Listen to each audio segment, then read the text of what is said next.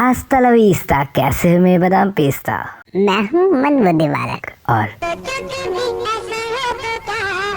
के एक और एपिसोड में आपका स्वागत है।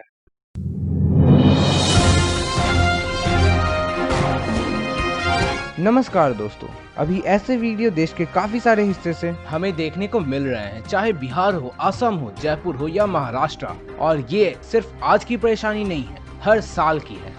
सरकार सीवेज सिस्टम पर ध्यान ही नहीं दे रही है कि आखिर बारिश का पानी कैसे सड़कों पर ना जमे। पिछले साल की पटना की ये हालत तो सबने देखी होगी। राजेंद्र नगर, कंकड़बाग और डाक बंगला जैसे पॉश इलाकों में कमर तक और कहीं कहीं तो गर्दन तक पानी भर गया था। और ये सब सिर्फ एक दो दिन की बारिश का ही नतीजा था। आज 40 दिन हो चुके हैं लगातार बारिश होते हुए। पूरा शहर जलमग्न हो चुका है और एक्सपर्ट्स का कहना है कि शायद अब ये कभी न रुके।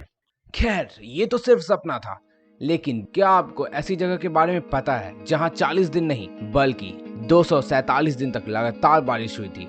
हाँ, you heard it right, that's over 8 months.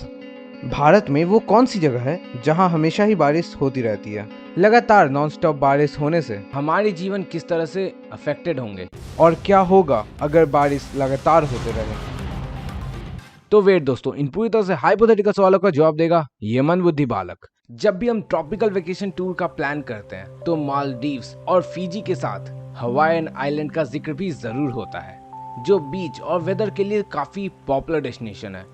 ये हवाईन आइलैंड सिर्फ पॉपुलर ट्रॉपिकल वेकेशन की डेस्टिनेशन ही नहीं, साथ ही ये दुनिया में सबसे ज्यादा बारिश होने वाली जगहों में भी शामिल है। For this reason this reason is also known as rainbow state. क्या आपको पता है अभी तक सबसे ज्यादा वर्षा हवाईन आइलैंड के एक आइलैंड ओहाउ में हुई? दरअसल यहाँ पर 1993 से 1994 के बीच 247 दिनों तक लगातार बारिश हुई। हम सभी जानते हैं बारिश से सिर्फ फ्रेशनेस ही नहीं होती, बल्कि थोड़ी हैवी रेनफॉल के साथ ही फ्लड्स, लैंडस्लाइड्स, मड स्लाइड जैसी चीजें भी झेलनी पड़ती हैं। सबसे ज्यादा दिक्कतें तो निचले जगहों पर रहने वाले लोगों को होती है, क्योंकि बारिश का पानी ऊंची जगहों से फ्लो होते हुए माउंटेन्स, हिली एरिया से पेड़, मिट्टी, पत्थर सबको अपने साथ बहा के नीचे ले आता है। इसे ही मड स्लाइड्स भी कहते हैं। इसकी गति कम से कम 10 से 15 मीटर पर सेकंड तक की होती है। और तो और भारत के उत्तराखंड में कुछ सालों पहले जो कहर मचा था वो बारिश का ही एक विकराल रूप था। अक्सर इन्हीं ऊंची जगहों से आ रहे पानी की वजह से आसपास के जगहों पर तबाही होती है और अक्सर लोग प्रकृति के चपेट में आ जाते हैं। सो बारिश के लगातार होने के साथ हमें बेसिक दिक्कतें जो देखने को मिलेंगी वो है बाढ़। लोलैंड एरिया पानी में डूब चुके होंगे, निचले जगहों के पेड़ पौधे, घर, गाड़ियाँ सब कुछ पानी के अंदर होंगे। पहाड़ी इलाकों से नजदीकी इलाकों पर पत्थर के गिरने और लैंडस्लाइड से कम्युनिकेशन और इलेक्ट्रिसिटी बंद हो जाएगी। खेतों में एक्सेसिव पानी जमा होने की वजह से पेड़ों को सनलाइट भी मिलना मुश्किल हो जाएगा। लगभग हर जगहों पर खाने पीने की काफी दिक्कतें होंगी, लेकिन चावल जैसी चीजें किसान थोड़ी मशक्कत के बाद उगा पाएंगे। और फाइटोप्लैंक्टन, जिसका कंट्रीब्यूशन धरती पर मौजूद 50% ऑफ ऑक्सीजन को जाता है, वो भी नहीं हो पाएगा। शुरुआत में तो धीरे धीरे काम चल भी जाए, बट कुछ ही दिनों में सारे पेड़ नष्ट हो जाएंगे। बर्फीले जगहों में ये एटमॉस्फेयर में मौजूद मॉइस्चर बारिश की बूंदों के रूप में नहीं बल्कि बर्फ के गोलों के रूप में बरसेंगे और इससे रोड जैम और यातायात में बहुत दिक्कतें होंगी।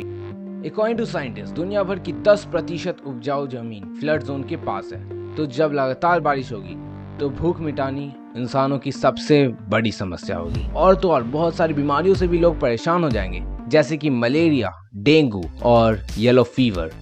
सिर्फ 2018 में दुनिया भर में मलेरिया से 22 करोड़ लोग बीमार हुए थे और लगभग 4,06,000 लोगों की मृत्यु हुई थी। लगातार बारिश होने से मच्छरों की संख्या तो बढ़ेगी, साथ में हमारी परेशानी भी बढ़ेगी। सो अगर आपको मच्छरों से डर लगता है तो बेहतर रहेगा आप किसी आर्टिक जोन या फिर रेगिस्तानी जगहों पे चले जाओ। वहाँ एटलीस्ट आप मच्छर से तो बच ही जाओगे।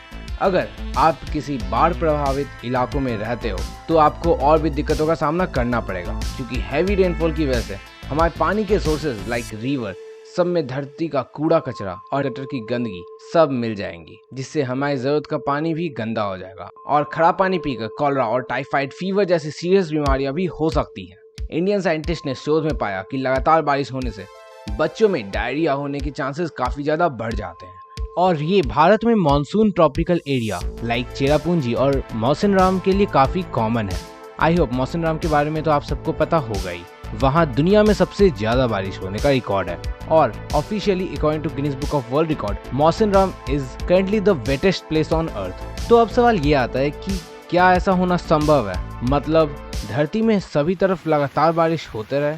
तो एक शब्द में कहूँ तो नहीं, और इसके कुछ वैलिड रीजन भी है। सबसे बेसिक तो ये है कि बादल तभी बनेंगे जब सनलाइट होगी और वाटर साइकिल प्रोसेस होगा। सो कंटिन्यूअस रेन होना इम्पॉसिबल है। और according to research, total atmospheric water content जो अवेलेबल है वो है 13 ट्रिलियन क्यूबिक मीटर, और you can also say as 13 × 10⁻12 cubic metre.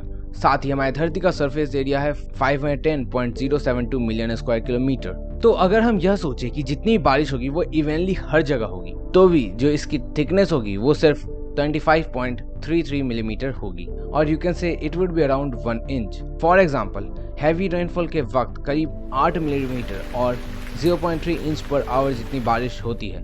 सो अगर पूरी दुनिया में हर जगह नॉन स्टॉप एक साथ बारिश हुई तो लगभग वैसी ही हालत होगी जैसी एक नॉर्मल रेनी सीजन में 3 घंटे की बारिश के बाद होती है, क्योंकि उसके बाद टंकी खाली होने की वजह से बारिश रुक जाएगी। और हाँ, स्लोपी एरिया में फॉर ऑब्वियस रीजन सिचुएशन काफ़ी ख़राब हो सकते हैं। वैसे भी कौन ऐसा दौर देखना चाहेगा जब बारिश की वजह से हम बाढ़ में डूबे हैं? सो बेहतर है देर होने से पहले हम क्लाइमेट के प्रति थोड़े सतर्क हो जाएं। बाय द वे, आपने अपने लाइफ में सबसे लंबी कंटिन्यूअस रेन कितनी देर की देखी है? वैसे कभी सोचा है अगर बारिश कभी ना हुई तो क्या होगा? लेकिन ये हम किसी और वीडियो में सोचेंगे। तब तक के लिए सोचो कभी ऐसा हो तो क्या हो कि एक और वीडियो में हम फिर से मिलेंगे। तुम लोग कहीं मत जाना, क्योंकि जाना वापस तो यहीं पे आना। और हाँ, मैं तो चला, सब्सक्राइब कर देना, ठीक है? बाय।